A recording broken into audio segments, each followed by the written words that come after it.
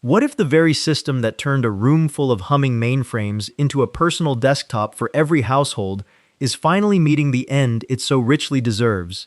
From its revolutionary birth to the endless cascade of blue screens, today we ask the uncomfortable question: has Windows outlived its purpose? In the early 1990s, the world watched a single operating system claim a market share that hovered around 90%. A simple line graph would show a meteoric rise, a plateau, and then a slow, almost imperceptible decline. In the next 14 minutes, we will travel through the milestones that made Windows a visionary empire, uncover the hidden cracks that turned it into a legacy burden, and reveal why the tech world is finally ready to move on. But first, we must understand how a paradigm-shifting product can become its own greatest obstacle. The story begins in 1985, when a small team at a garage-turned-corporate campus released the first version of Windows. It was not a full operating system, but a graphical shell that sat atop an existing command line environment.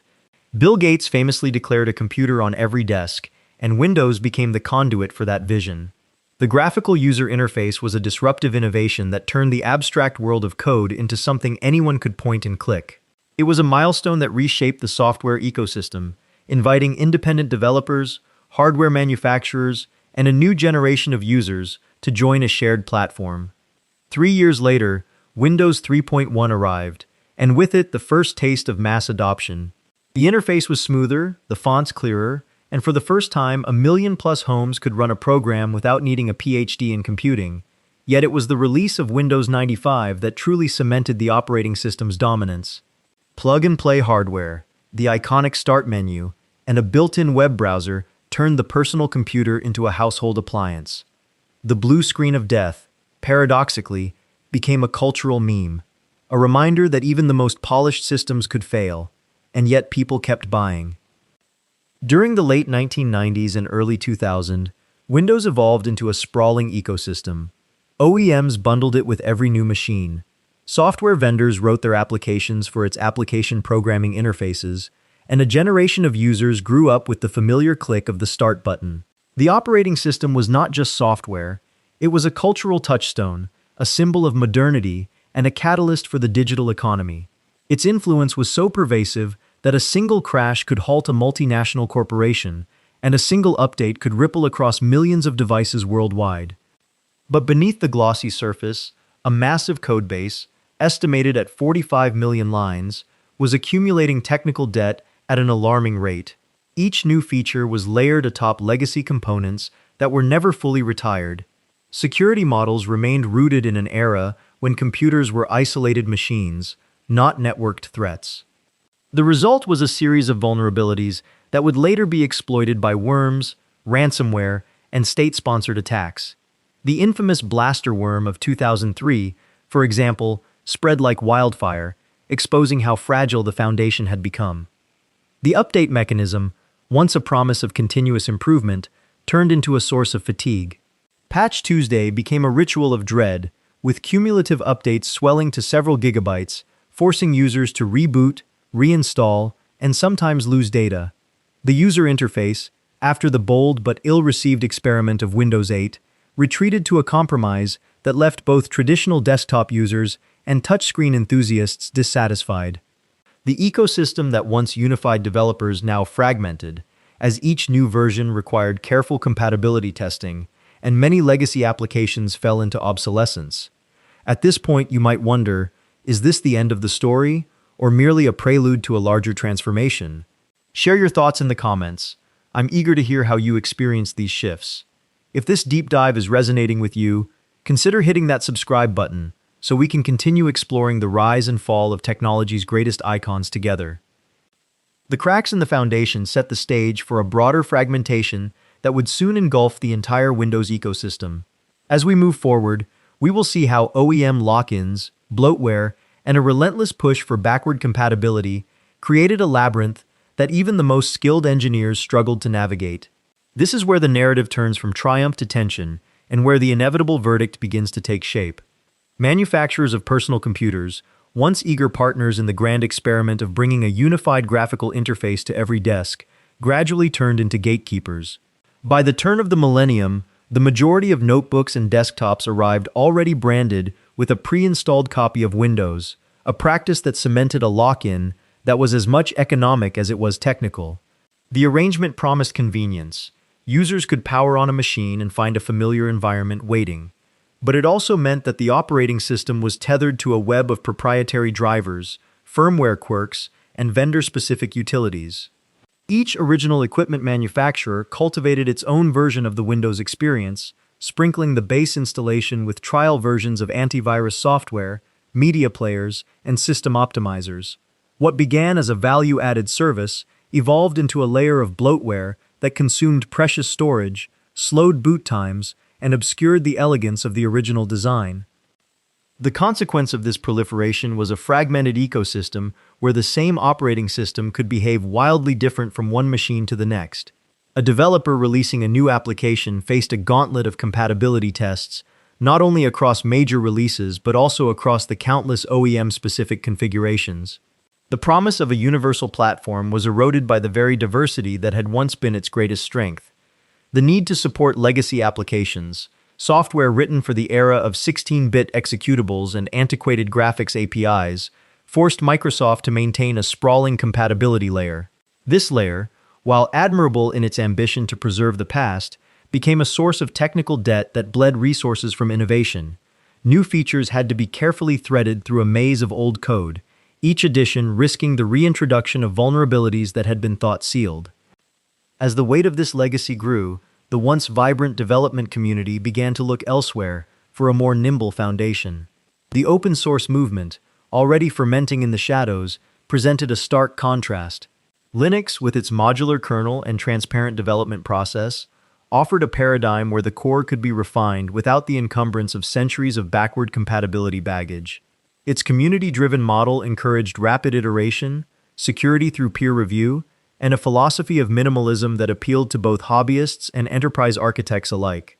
The rise of distributions, tailored for specific use cases, lightweight variants for older hardware, hardened versions for servers, and user-friendly desktops for newcomers, demonstrated a flexibility that Windows, shackled to a monolithic codebase, struggled to match. Meanwhile, the ecosystem of personal computing was undergoing a tectonic shift. Mobile devices, once peripheral accessories, had become primary computing platforms for a generation accustomed to touch, instantaneous updates, and app stores curated by a single authority. iOS and Android, each a revolutionary reinterpretation of the operating system concept, embraced an update model that delivered security patches and feature enhancements on a daily cadence. Their ecosystems, though closed in different ways, eliminated the fragmentation that plagued Windows by controlling hardware specifications and enforcing strict development guidelines.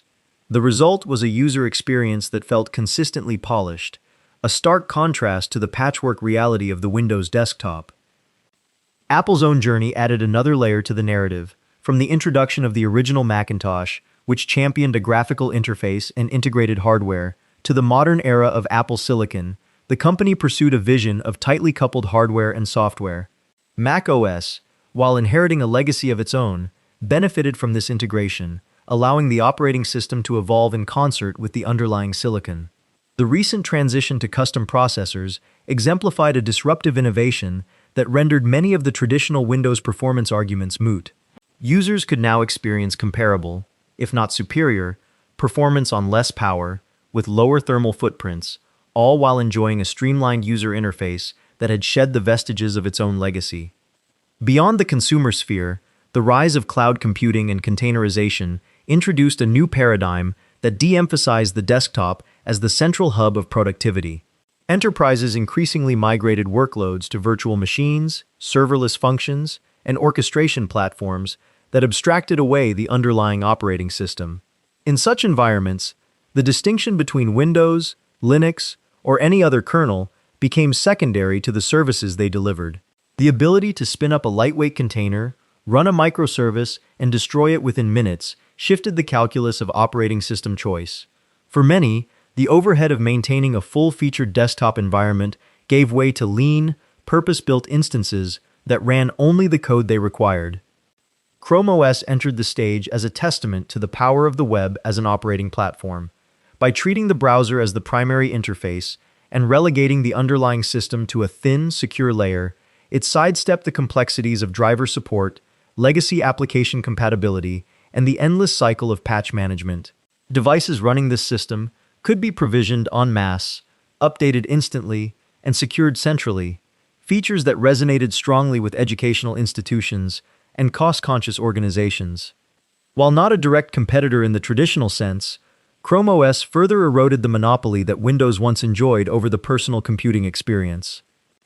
All these forces converged to create an environment in which the once indomitable Windows platform found itself increasingly marginalized. Its market share, while still substantial in certain enterprise niches, showed a steady decline as users gravitated toward alternatives that promised less fragmentation, stronger security, and a more coherent user experience.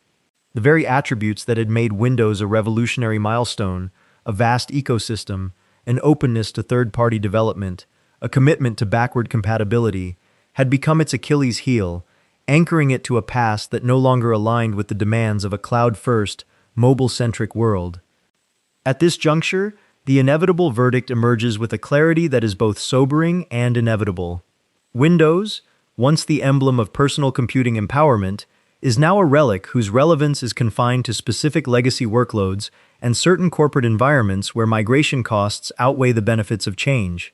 The operating system's inability to shed its accumulated technical debt, to streamline its update pipeline, and to break free from the shackles of OEM-driven bloat has rendered it a candidate for obsolescence in the eyes of many forward-looking technologists.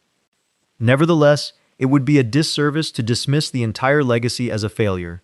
The contributions of Windows to the democratization of computing, to the establishment of a global software market, and to the very language we use when we speak of operating systems are indelible.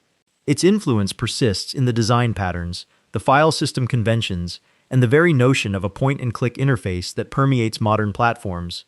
In this sense, Windows has transcended its own lifespan, becoming a foundational layer upon which newer paradigms are built. The question that now beckons us is not merely whether Windows will disappear, but how its remnants will be integrated into the next generation of computing. Will the legacy code be repurposed within container images, serving niche applications that cannot be rewritten? Will the vast repository of drivers and hardware support be abstracted through virtualization layers, allowing older devices to function within modern ecosystems? Or will the narrative simply record Windows as a case study, a cautionary tale of how a dominant paradigm can become its own greatest obstacle when it refuses to evolve beyond its foundational assumptions? Your perspective on this transition is invaluable. Do you see Windows lingering in the shadows of enterprise data centers, or do you anticipate a complete migration toward open-source and cloud-native solutions? Share your thoughts in the comments. The dialogue we forge here helps shape the collective understanding of technology's trajectory. If this exploration resonated with you, consider lending your support by liking the video and subscribing to the channel. Your engagement fuels deeper investigations into the stories behind the technologies that shape our world. Together, we can continue to uncover the hidden currents that drive innovation, disruption, and, inevitably, the rise and fall of the icons that define each era. As we draw this chapter to a close, reflect on the broader lesson that every revolutionary milestone carries within it the seeds of its own transformation. The story of Windows reminds us that no paradigm is immutable. Every ecosystem, no matter how vast, must adapt or risk obsolescence. The future, as always, belongs to those who can navigate the tension between legacy and innovation, who can honor the past while daring to envision something fundamentally new. So, what will the next chapter of personal computing look like?